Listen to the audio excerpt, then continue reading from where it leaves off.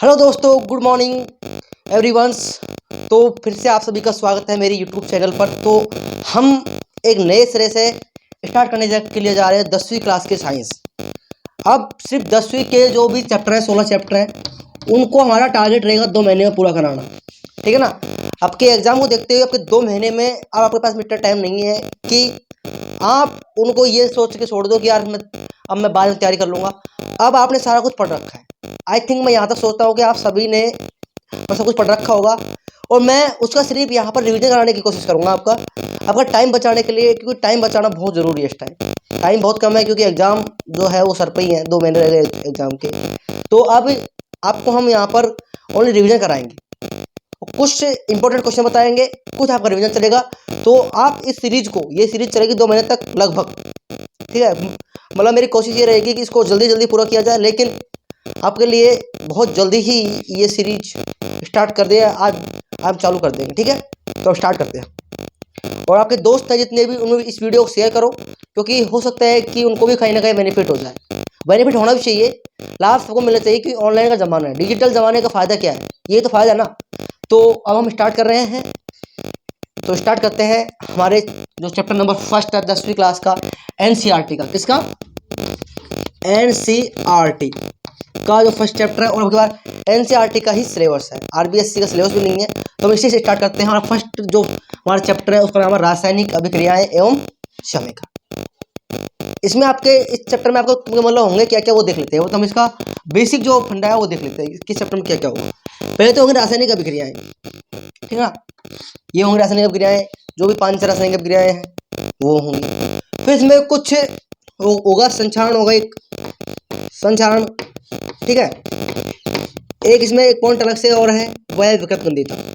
बाकी ये पूरा चैप्टर है वो आपको समझ में आ जाएगा, है ना। विकृत गंधिता या वो समझ में आ जाएगा। तो ये हम चैप्टर पढ़ने के लिए चाह रहे हैं। तो प्लीज आपका ध्यान बोर्ड पे होना चाहिए, इधर उधर जो कि मोबाइल स्क्रीन है उसको रोटेट कर लो और पढ़ो। ठीक है, पहले तो हम पढ़ते हैं रासायनिक अभिक्रिया। भाई बात ये आती है कि कुछ लोगों को या पढ़ने वाले स्टूडेंटों को ये पता नहीं होता कि वो पढ़ते पार्ट को, चैप्टर को स्टार्ट कर देते हैं, लेकिन उनको ये पता नहीं होता कि रासायनिक अभिक्रिया होती क्या है। तो सबसे पहले तो आपको ये पता होना चाहिए कि जो आपकी केमिकल रिएक्शन है, केमिकल रिएक्शन मतलब रासायनिक अभिक्रिया क्या होती है, तो उसको आपको यहाँ पर बताना होगा। ठीक है, तो मुझको कोई किस सीधी भाषा में बोल सकते हैं कि जब 2 या 2 से अधिक पदार्थ मिलकर के, जब 2 या 2 से अधिक पदार्थ मिलकर के एक या एक से अधिक नए गुणधर्म वाले, कौन से नए गुणधर्म वाले पदार्थों का क्या करते हैं, निर्माण करते हैं, उसे बोलते हैं हम रासायनिक अभिक्रिया। ठीक है, जैसे कि example H2 plus O2 equal to H2।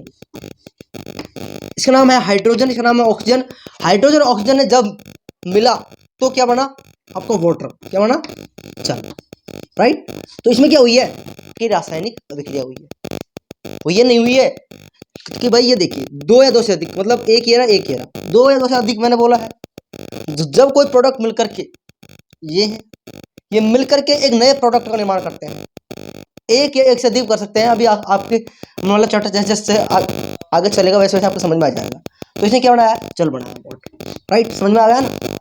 अब इसमें आते हैं कि हमें ये देखना होता है कि रासायनिक अभिक्रिया हुई है या नहीं हुई है, उसके लिए क्या मतलब चेंजेस होते हैं, तो क्या लक्षण हमें दिखाई देते हैं, वो बात हमको पता होनी चाहिए। लक्षण मतलब कैरेक्टर्स के क्या क्या होते हैं, तो देखिए।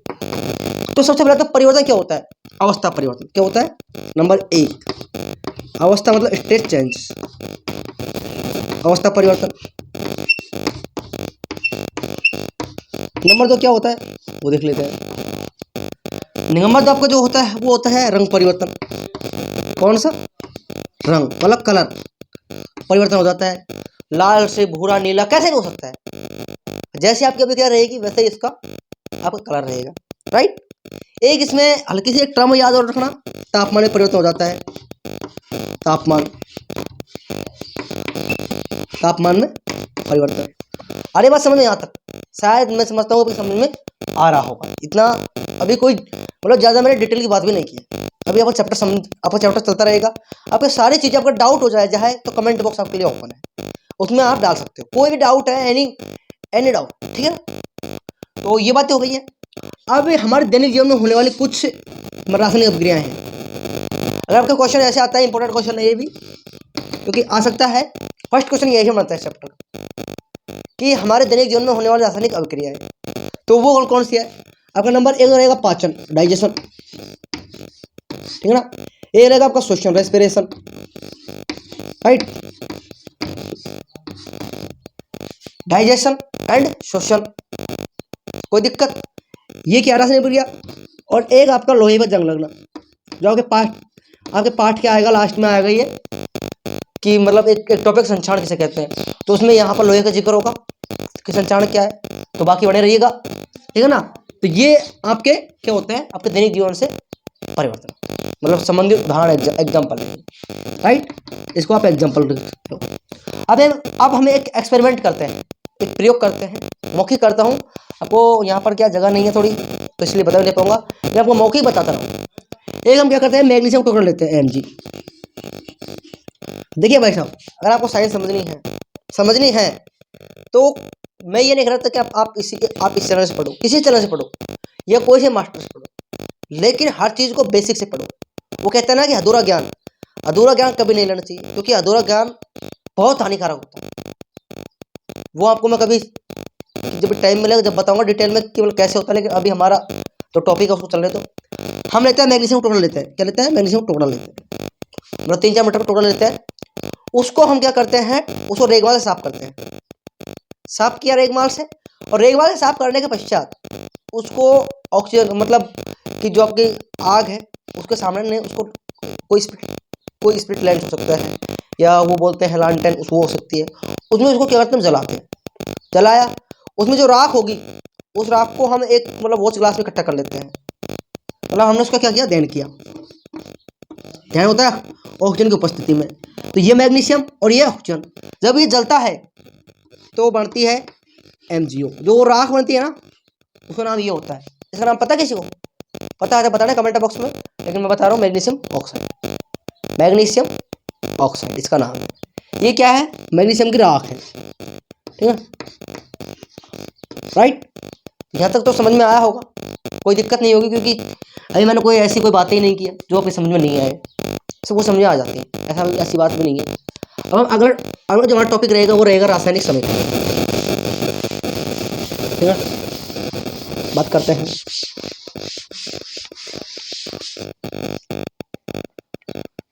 रासायनिक समीकरण, अब केमिकल इक्वेशन,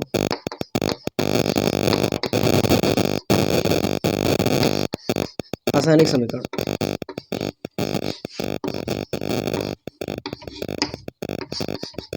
ये क्या होती है, ये बड़ा इंपॉर्टेंट है। इंपॉर्टेंट, हालांकि इसमें से एग्जाम में तो कुछ आने वाला है नहीं, फिर भी इंपॉर्टेंट है, क्योंकि हर चीज को समझने के लिए एक बेसिक होना जरूरी है। जैसे कि हम आपसे बोल दें कि आपको गणित समझनी है, तो गणित के लिए बेसिक फंडा क्या है, उसके लिए आपके पास गणित आनी चाहिए, गणित जिसे बोलते हैं डिजिट्स। आपको टेबल याद होनी चाहिए, कम से कम 10 तक, 10 तक आपको टेबल होनी चाहिए, और जोड़ बाकी गुणा भाग ये आपके आने चाहिए बेसिक। उसके बाद में आपको गणित में रोकने वाला कोई है नहीं। अब ये बोलते हैं सब कि सर ये तो हम पे आते हैं, भाई आते हैं मानते हैं, लेकिन आप उनका यूज करना अभी से सीखे नहीं हो, कैसे यूज होते हैं, अप्लाई कैसे होते हैं, ठीक। तो आप ठीक इसी प्रकार से साइंस को समझना भी, साइंस आपकी छोटी मोटी किताब नहीं है जो आप पढ़ लोगे, बहुत बड़ी साइंस है, पढ़ते पढ़ते बूढ़े हो जाओ, लेकिन ये साइंस खत्म होने वाला है, साइंस खत्म होने का कोई नाम नहीं। लेकिन हमें कितना पढ़ता है, हमें सिर्फ उतना पढ़ना है जो हमारे लिए हमारे सफिशिएंट है, मोर देन इनफ, ठीक है ना। तो हम उतनी बातें करेंगे, ज़्यादा लेवल भी नहीं लेंगे, जो आपका लेवल है उसी लेवल से आपको पढ़ाएंगे। ये नहीं है कि भाई हम पढ़ा रहे हैं 10वीं की और पहुंच गए BSc B.Ed MSc, ये नहीं, ठीक है ना। आपका जो लेवल रहेगा उसी लेवल पे पढ़ाएंगे, बिल्कुल बेसिक से पढ़ाना है, ठीक है ना। तो रासायनिक समीकरण होता क्या है, अब इसकी परिभाषा अगर कोई बोले कि आपसे कि रासायनिक समीकरण की परिभाषा क्या होती है, तो सीधे सीधे साफ साफ शब्दों में आपको मैं एग्जाम्पल देकर समझाता हूँ, फिर उसकी परिभाषा बनाएंगे। जैसे कि हमने लिखा, कुछ भी लिख सकता हूँ मैं इसमें, Zn + CuSO4, ये लिख सकता हूँ, ठीक है ना। ये लिख दिया मैंने, इसको बना दिया ZnSO4, प्लस सी, ये बात। अब मैं इसको हिंदी में लिख सकता हूँ जिंक और कॉपर सल्फेट,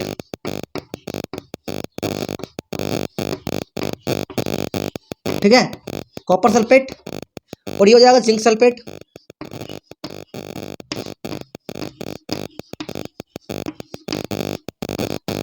और ये आपका कॉपर है, राइट। ये अब इसकी परिभाषा कैसे बनेगी कि ऐसी प्रक्रिया जिसमें प्रतीक, ये प्रतीक है या शब्द से लिख करके जो समीकरण बनती है, ऐसी प्रक्रिया जिसमें या तो प्रतीक हो गया आपके साइंस मतलब साइन प्रतीक या शब्द से लिख करके जो रासायनिक समीकरण बनते हैं उसे रासायनिक समीकरण कहते हैं। समझ में आया कि शब्द व प्रतीक के माध्यम से जो बना समीकरण, शब्द व प्रतीक से बना समीकरण क्या होता है, रासायनिक समीकरण। इसी समझ में आगे ना। अब रासायनिक समीकरण में होता क्या क्या है, एक तो आपका होगा रिएक्टेंट, एक होता प्रोडक्ट मतलब अभिकारक और क्रियाकारक, अभिकारक और उत्पाद, यानी कि जो आपको बोल सकते मतलब क्रियाकारक और जो का क्रियाफल। तो इसमें क्रियाकारक क्या है, सॉरी अभिकारक क्या है, अभिकारक ये है इधर अभिकारक, और ये आपका क्या है उत्पाद, प्रोडक्ट उसे हम बोल सकते हैं, मतलब ये अभिकारक है ये उत्पाद। अब आपसे बोले कि अभिकारक क्या होता है, बात ये आती है, और उत्पाद क्या होता है। बिल्कुल बेसिक बता रहा हूँ, बिल्कुल आपको कोई ज्यादा घबराने की जरूरत नहीं। अभिकारक क्या है, उत्पाद क्या है, किसी से पूछ सकता है कि आपके एग्जाम पे भी आ सकता है कि ये चीज आप ध्यान रखना, क्योंकि एग्जाम में भी 1 नंबर में पूछ सकता है, इंपॉर्टेंट है इसलिए, है ना। तो उत्पाद क्या बोलेंगे कि जो अभिक्रिया की क्या करता है, शुरुआत करता है, अभिक्रिया की शुरुआत करने वाले पदार्थ वो क्या होता है, अभिकारक। और अभिक्रिया के फलस्वरूप बनने वाला पदार्थ या क्रियाकारक या अभिकारक के जो बाद पदार्थ बनता है वो आपको उत्पाद होता है, राइट। समझ में आ रहा है, आना चाहिए, याद रखना, सपने में पूछ सकता हूँ, रात के 12 बजे आपसे कमेंट करके पूछ सकता हूँ कि क्या आपने पढ़ा है, ठीक है। समझ में आना बहुत जरूरी है भैया, एग्जाम आपको देने, मेरे को एग्जाम नहीं देने, मैं एग्जाम दे चुका हूँ, याद भी आपको करने पड़ेंगे, मेरे को याद भी नहीं करने, क्योंकि मैं भी याद कर चुका हूँ, राइट। ये मत सोचना कि जो आपके टीचर होते हैं पढ़ाने वाले, एग्जाम उनको देना है, भाई उनको एग्जाम नहीं देना, एग्जाम आपको देना है। आपकी रिस्पॉन्सिबिलिटी है ये कि आप उसको कोमल कैसे याद करते हो, कैसे याद नहीं करते। हमारा जहाँ तक प्रयास रहता है कि हम यही चाहते हैं कि बच्चों के जितना हो सके उतना उनका डाउट क्लियर हो, कोई डाउट नहीं छोड़ने की, मतलब कोशिश ही करता हूँ कि आपको कोई डाउट नहीं रहे। डाउट रहेंगे तो फिर दिक्कत खड़ी हो जाएगी, और मैं दिक्कत करना नहीं चाहता, ठीक है। तो ये आपके समझ में आ गया अभिकारक क्या होता है, उत्पाद। अब बात आते हैं रासायनिक समीकरण हम कैसे लिखते हैं, लेफ्ट साइड और राइट साइड। ये तो आप साइड जानते हो ना, लेफ्ट, मेरा लेफ्ट कौन सा है, आपका लेफ्ट कौन सा है, मेरा राइट कौन सा है, आपका राइट, मेरा लेफ्ट ये है, राइट इक्वल, ठीक है ना। तो जो लेफ्ट ये जो इधर की साइड होगी उधर तो हम लिखते हैं अभिकारक को, और जो राइट साइड होगी उधर लिखते हैं हम उत्पाद। ये बात समझ आ रही, समझ में, तो ये समझ में आ रही है ना। जो दो अभिकारक होते हैं, जैसे कि अभिकारक ये है, एक अभिकारक ये है, इन दोनों के बीच में हम लगाते हैं प्लस का चिन्ह, कैसे चिन्ह लगाते हैं, प्लस का। और जो आपका जो ये तीर का निशान होता है, ये तीर का निशान ये बताते हैं कि अभिक्रिया किस दिशा में हो रही है, अगर में हो रही है कि पश्चिम में हो रही है। अगर साइन ऐसा है तो ये आगे की हो रही है, और अगर साइन ऐसा है तो पीछे हो रही है, मतलब ये क्या हो रही है, रिवर्सिबल, मतलब दोनों साइड हो रही है, इधर भी हो रही है इधर भी हो रही है। और ये अगर ये साइन जो तीर का एरो है अगर ऐसे है किसी के ऊपर वाला, तो अभिक्रिया किसकी हो रही है, अग्र दिशा की हो रही है, अग्र दिशा और समझ में आ रहा है। तो आज के लिए इतना ही है, समझ में आए तो मतलब लाइक करो वीडियो को, कमेंट करो और शेयर करो दोस्तों में। और आप आज से आपका ये सीरीज स्टार्ट है, ठीक है। ओके।